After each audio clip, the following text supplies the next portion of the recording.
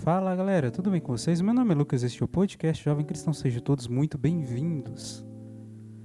Bom, há um tempinho atrás eu estava lendo uma HQ que lançou, né, já tem mais ou menos um ano já, que basicamente é como se fosse uma republicação das histórias em quadrinho do Super Choque, né? E aí, lendo essa versão, veio no meu coração o desejo de falar sobre esse tema de hoje, sobre a questão do envolvimento da família, né? Com relação à nossa vida particular, né? E agora, por que isso tem a ver com o Super Choque, né? Para contextualizar, essa versão, né, do quadrinho, né? Ela conta uma história um pouquinho diferente da versão que já passou na televisão, do Super Choque, de desenho animado, lá de 2006, se eu não me engano, mais ou menos perto disso, que passava aqui no Brasil, na televisão. E aí o que acontece? Basicamente a história é de um rapaz negro que ele recebe poderes de eletricidade, né?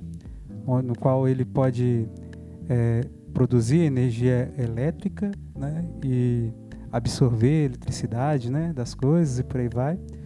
E aí, basicamente, de uma forma simples, é mais ou menos isso, né?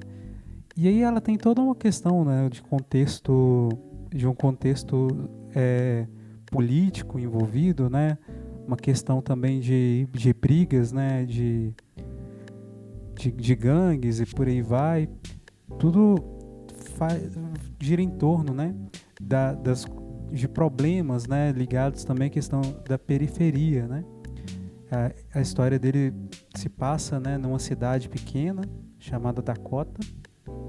E lá na cidade dele, né, acontece que tem esses problemas, né, também de periferia, onde tem problemas ligado a drogas, a criminalidade, né, e conflitos de gangues e por aí vai. Mas voltando um pouquinho, né, mais centrado para a questão dele, uma coisa interessante, né, que eu percebi até nessa nova versão, é que eles antecipam algumas coisas e até alteraram algumas coisas em ligação a alguns personagens, né? Infelizmente vou ter que dar um spoiler pequeno, mas a história a princípio é assim, né? O Virgil, na versão do desenho, né? Ele mora, né, com a irmã e o pai. O pai, ele é diretor de uma escola, né? Se eu não me engano. Perdão. Ele é ligado à questão de escola, né? Conselho estudantil, questão de movimentos assim. E ele mora também com a irmã dele. A mãe dele era uma enfermeira e que infelizmente veio a falecer há um tempo dentro de um confronto entre gangues dentro da cidade, que aconteceu, que teve uma confusão muito grande, né? Praticamente uma guerra. E aí ela veio a falecer. Isso na versão do desenho. E aí, na versão da HQ recente, a mãe dele não morreu, ela está viva. E aí, o que acontece? Nas duas histórias, mais ou menos assim, vai acontecer um protesto em um lugar, sobre relação à questão de pessoas que estavam mexendo de uma empresa que estava mexendo com componentes químicos e radioativos.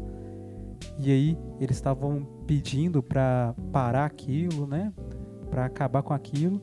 E aí no meio disso misturou, né? Revolta de questão de pessoas que estavam envolvidas também com gangue, com confusão. E aí a polícia foi para acabar com aquela manifestação. E aí aconteceu um tiroteio e explodiu alguns dos containers, né, que estavam lá nesse lugar onde que eles estavam e acabou expondo radiação, né, e componentes tóxicos, e aí acabou atingindo as pessoas. A partir daí, algumas pessoas começaram a desenvolver mutações, né? E aí essas mutações levaram aí alguns a adquirirem poderes e outros em situações muito graves de saúde, teve alguns até que faleceram. E aí, dentre deles, estava o Virgil, que foi escondido da família, que ninguém sabia que ele estava participando dessa manifestação, a princípio. E aí aconteceu que ele também adquiriu os poderes. E aí, avançando na história, né? Ninguém sabia sobre os poderes dele, né? Só ele. E aí acontece que em um momento da história, as histórias modificam, né? Nas duas versões, a família em algum momento fica sabendo dos poderes. E em algum momento, o Virgil, antes disso, né? Ele toma a decisão, né? De tentar usar um pouco usar desses poderes para fazer algo bacana, né? Fazer algo do bem. Mas na versão do quadrinho nova, isso demora um pouquinho mais. Na versão da história, demora um pouquinho mais. Acontece depois, né? Que ele manifesta os poderes diante da família dele, e na outra história muda um pouquinho. Mas aí o que acontece? Basicamente, nas duas obras, em algum momento, a família dele descobre. E ele tem que revelar para a família aquilo que ele tem e aquilo que ele deseja fazer. E aí, pensando sobre esse ponto, também dá para juntar com a questão de todos os outros quadrinhos de história de herói, que a pessoa tem identidade secreta, que esconde da família. Dá para poder lembrar, por exemplo, do Homem-Aranha, né? Do Miles Morales, né? A versão Miles Morales também, que em algum momento, né, dentro da história deles, os personagens que têm identidade secreta acabam revelando para sua família, né? E aí por aí vai. Mas aí tá. O lance, assim, a gente pode pensar junto com isso a questão da nossa vocação. Também das nossas questões pessoais, de nossas escolhas, nossos desejos, nossos sonhos particulares. Às vezes, a nossa família pode ser que deseje que a gente siga um rumo parecido talvez com o rumo que eles escolheram, seja de profissão, seja de vocação, ou então desejem coisas pra gente, coisas até que podem ser boas, mas no final das contas quem vai viver a nossa vida é a gente mesmo, né? E aí, no meio disso tudo, Deus ele acaba se manifestando em meio a esses desejos. Uma coisa que eu cheguei a dizer há muito tempo atrás aqui é que a vocação ela é uma coisa que é muito forte, né? E cada pessoa tem a sua, né? E a vocação é um sonho que a gente sonha junto com Deus, que Deus colocou no mais íntimo do nosso coração.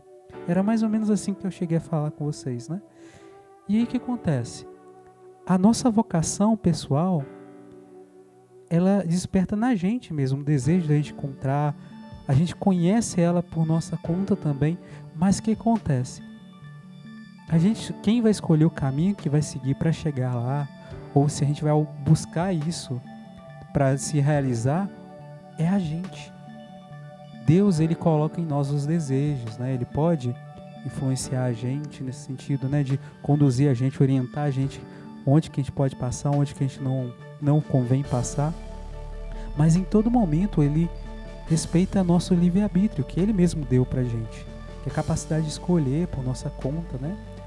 Tomar as decisões do jeito que a gente deseja. A gente pode seguir aquilo que ele orientou ou não. Mas ainda assim tem a questão das consequências e tal. Mas ainda assim, no final das contas, a gente tem a nossa escolha. Mas aí que tá. Quando a gente sente no nosso coração o desejo de seguir um rumo na nossa fé, por exemplo, questão vocacional, ou então questão, por exemplo, dentro do trabalho, dentro de mudança de alguma coisa que a gente faz e a gente percebe que aquilo não está sendo muito legal pra gente, em algum momento, querendo ou não, a gente vai ter que colocar isso para nossa família, para as pessoas que estão perto da gente. Por mais difícil que seja, é necessário a gente falar. Quando eu recordo da história, né, do Super Choque, meio que as circunstâncias levaram a ele acabar falando para a família dele. A família teve a opinião própria com relação ao que ele deveria fazer com os poderes dele, quais coisas que deveriam tomar, mas no final das contas era ele que estava vivendo na pele dele. Era ele que possuía aquilo. E também nele habitava o incômodo de fazer algo com aquilo, de fazer a escolha para controlar aquilo e usar aquilo, seja para o bem, seja para o mal.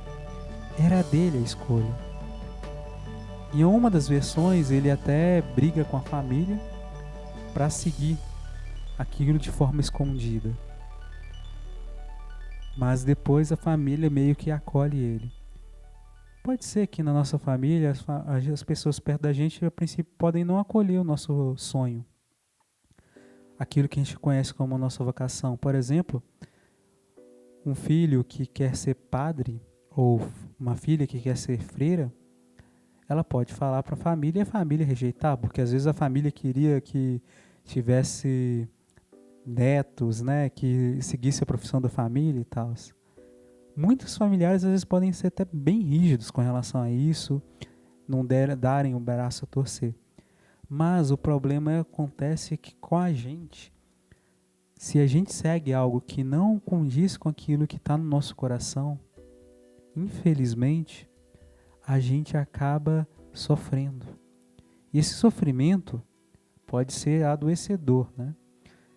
Eu, enquanto psicólogo, eu reconheço que existe na gente, né, coisas que a gente guarda, segura, prende, coisas que a gente queria, ou conflitos que a gente segura para deixar para resolver depois, ou nem resolve. Essas coisas meio que podem ir acumulando dentro da gente.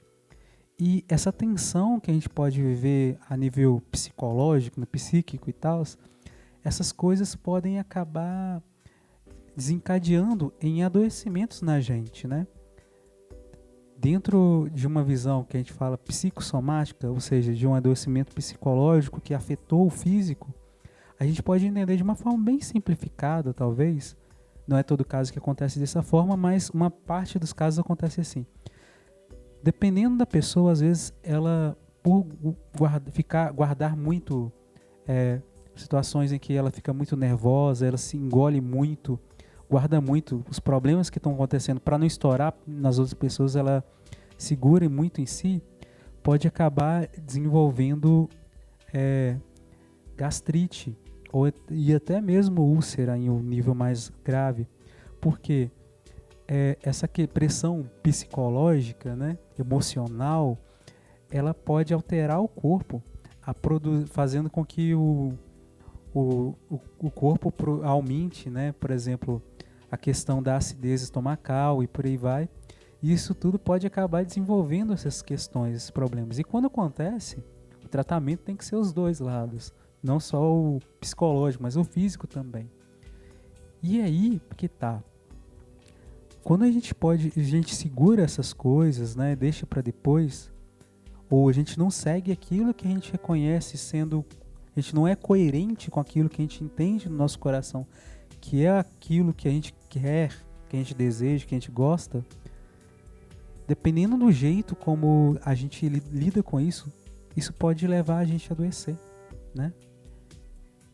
E aí que tá. Deus, ele pode usar as coisas para dar sinal pra gente, para mostrar pra gente aquilo que é a nossa vocação, aquilo que tá fugindo dela, né? E aí que tá. Aqui eu falo de um jeito que mistura tudo, mas é porque nós somos inteiros. A gente tem nosso lado psicológico, a gente tem o nosso lado fisiológico, a gente tem o nosso lado espiritual, né? E aí que tá. A gente é uma pessoa só. Então, tudo isso pode fazer mal pra gente, né? Tipo, se a gente estiver mal em um lugar, os outros lados podem ser afetados, né?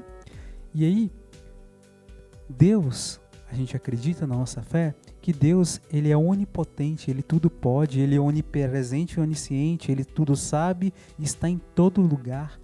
E nesse sentido, ele age no nosso psicológico também, tocando a gente, ele age sobre o nosso físico, age sobre as coisas à nossa volta para nos dar sinal, para mostrar pra gente aquilo que é bom pra gente, aquilo que é mal, que é ruim. E aí, com relação à nossa vocação, até mesmo nível religioso, na nossa religião, seja o chamado a ser pregador, profeta, seja o chamado a ser obreiro, né? Seja o chamado a ser casado, mas um casado missionário, seja o chamado a ser freira ou padre. Esse chamado, ele condiz com o nosso sonho pessoal. No mais íntimo do nosso coração, a gente vai sentindo isso. E aos poucos a gente vai reconhecendo, né? Tem coisas que a gente deseja por alto, mas os nossos desejos que são mais superficiais, eles podem fugir da nossa vocação, né? E uma coisa é certa, a vocação é aquilo que faz com que a gente não se arrependa, que a gente seja realmente feliz, né? E aí, eu recordo de um encontro vocacional que eu participei, onde o Monsenhor, né, ele dizia assim pra gente que como a gente só vai saber se a gente realmente está na nossa vocação mesmo quando a gente não se arrepender de jeito nenhum das escolhas que a gente fez para chegar ali, naquela vocação. E a vocação pode ser identificada desde quando era criança, porque Deus, ele já colocava aquilo na gente há muito tempo atrás, né? E aí vai depender do nosso autoconhecimento para prestar atenção nessas coisas. Mas, voltando para a questão da família, em algum momento a gente tem que falar com os nossos familiares. Até mesmo com relação à questão da dúvida mesmo sobre a nossa vocação, sobre as nossas dificuldades, até mesmo os nossos conflitos de fé. Pode ser que Deus, ele possa usar de um dos nossos familiares para falar com a gente. Mas a gente precisa ser aberto. A gente tem que conversar, tem que se abrir ao diálogo. Mesmo que sejam nossos pais, a gente tem que falar em algum momento. Se tem alguma coisa, por exemplo, que nosso pai está forçando muito para a gente e a gente não está se sentindo bem com aquilo, e sentar e conversar, mas de uma forma sadia. Isso não vai de contra o mandamento que Deus fala de honrar pai e mãe. Não. Isso não é desonrar. Isso é um sinal de amor. O amor de que você tem a confiança de entregar para a pessoa, falar para a pessoa aquilo que está acontecendo contigo e permitir que essa pessoa cuide de você também, de certa forma, ajude você. Mas isso é uma coisa que entra a questão também da nossa fraternidade, né? A gente enquanto filhos de Deus, somos irmãos também dos nossos pais, dos nossos familiares. Ainda que dentro, a nível de sangue, né, de geração, eles ocupem um espaço diferente na nossa família. É o nosso pai, nossa mãe, nosso avô, nossa avó, tio, tia, né? Ainda que tenha essa diferença, ainda assim eles também são nossos irmãos. E para um relacionamento correr bem, é necessário ter o diálogo, né? Mas se a gente reconhece que a nossa família tem suas dificuldades, tem pessoas que são mais difíceis, ainda cabe também a oração. Como eu disse há muitos episódios para trás, né, em um momento que eu falei também sobre esse tema da família, né, a gente precisa rezar pelos nossos familiares, rezar pela conversão deles, rezar, né, para que Deus toque o coração dessas pessoas, né? Até mesmo quando a gente for conversar, partilhar nossas coisas, também rezar para que aquela pessoa acolha aquilo e que Deus oriente, né, ilumine aquela pessoa para receber bem aquilo e também a gente para saber como falar aquilo, principalmente em situações mais delicadas, né? Por exemplo, às vezes os nossos pais falaram, né, para a gente fazer uma coisa, insistiram para a gente fazer alguma coisa que a princípio a gente faz com esforço, mas depois reconhece que aquilo não está legal, tem algo estranho ali, ou que aquilo não é o nosso caminho, nossa vocação, aquilo que a gente deseja fazer. Essas coisas delicadas, a gente precisa de rezar também, pedir para Deus a luz para poder conseguir partilhar. E aí, a recomendação é essa, sempre fazer isso em oração. Nas nossas conversas com os nossos amigos, principalmente contar coisas mais íntimas. A gente precisa da oração. E uma coisa muito boa é que Deus, Ele vai estar com a gente se a gente pedir para Ele ajuda. E Ele pode usar de outras pessoas à nossa volta também para falar com a gente. E aí, nesse sentido, a gente não pode, nem precisa, guardar tudo só para a gente. Deus, Ele pode confiar pessoas com sabedoria, com a luz dele, para cuidar e ajudar a gente também nessas coisas. E aí que tá, nós somos seres humanos. E todos os seres humanos são seres sociais. Se não fosse assim, Jesus não teria chamado 12 discípulos, 12 apóstolos. Ele teria só chamado um só e falado só com um. Ele não teria formado uma comunidade, de certa forma, como todas as pessoas que se reuniam em volta dele para falar. Ele não teria falado às comunidades, ele teria falado com a pessoa individual. Mas em todo momento ele chamava as pessoas a fazerem gestos também para as outras pessoas, né? O amar, o perdoar, o anunciar a palavra dele às outras pessoas. Então, nesse sentido também somos seres de comunidade. E é assim que formou a igreja, né? A nossa fé cristã é ligada à comunidade. E é aí que a gente precisa ficar atento. Não é tudo que a gente precisa de guardar só pra gente. A gente pode procurar outras pessoas para pedir ajuda. E se a gente segura muito essas coisas, é possível a gente adoecer. Por isso é necessário a gente falar. Não necessariamente falar de tudo que a gente tem, das nossas questões, dos nossos problemas, não. Mas é necessário falar, nem que seja aos poucos, para que a gente não fique doente por causa do excesso de guardar tudo. Isso também entra na questão da nossa oração pessoal. Falar com Deus aquilo que está passando com a gente. Ainda que Ele já saiba, às vezes o nosso falar, verbalizar para Ele na oração, pode ser a forma como a gente de abrir a porta do nosso coração para Ele agir com mais intensidade. E abrir a porta é uma ação nossa. A gente tem que abrir. Ele ajuda, mas é a gente que abre. Por isso que está lá em Apocalipse: eis que estou à porta e bato. Quem abrir, eu entrarei e cearei com ele. Quem abrir, ou seja, a gente que abre a porta. E é isso.